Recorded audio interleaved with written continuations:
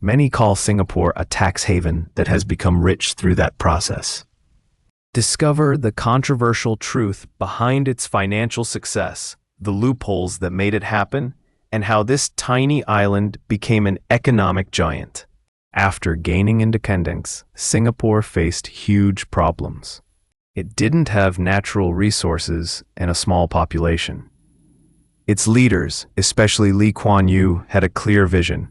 They focused on making Singapore a place where businesses wanted to be.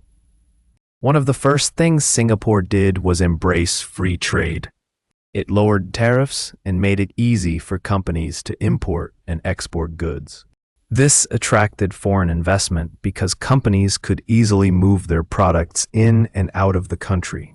Singapore also signed many trade agreements with other countries, making it even easier to do business.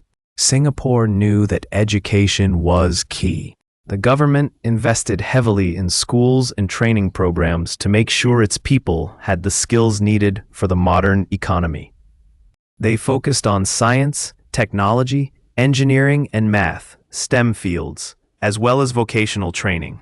This created a skilled workforce that attracted companies looking for talent. Good infrastructure is essential for economic growth. Singapore invested heavily in its ports, airports, roads, and public transportation. The Changi Airport and the Port of Singapore are among the best in the world, making it easy for businesses to move goods and people. Singapore also invested in technology infrastructure, such as high-speed internet, making it a hub for digital businesses. The government played a big role in Singapore's success. It focused on long-term planning, creating a stable and predictable business environment. It also cracked down on corruption, making Singapore one of the least corrupt countries in the world. This gave investors confidence that their money would be safe.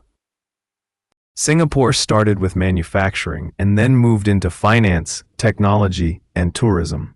It became a major financial center, attracting banks and investment firms from around the world.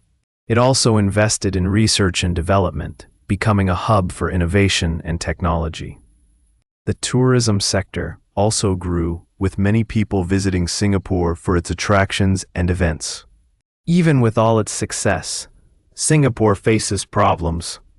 There is still income inequality, with some people earning much more than others. The population is also aging, which puts pressure on the healthcare system and social security. Singapore needs to continue innovating and adapting to stay ahead. There are many unanswered questions that the video did not cover, such as impact of geopolitics on Singapore's economy and its effects on Asian region and also in globalization in general. Additionally, the full scope of Singapore's state capitalism is not fully addressed in this video, which could have been an additional point to be discussed. If you enjoyed this video and want to see more like it, please like, share, and subscribe. Thanks for watching.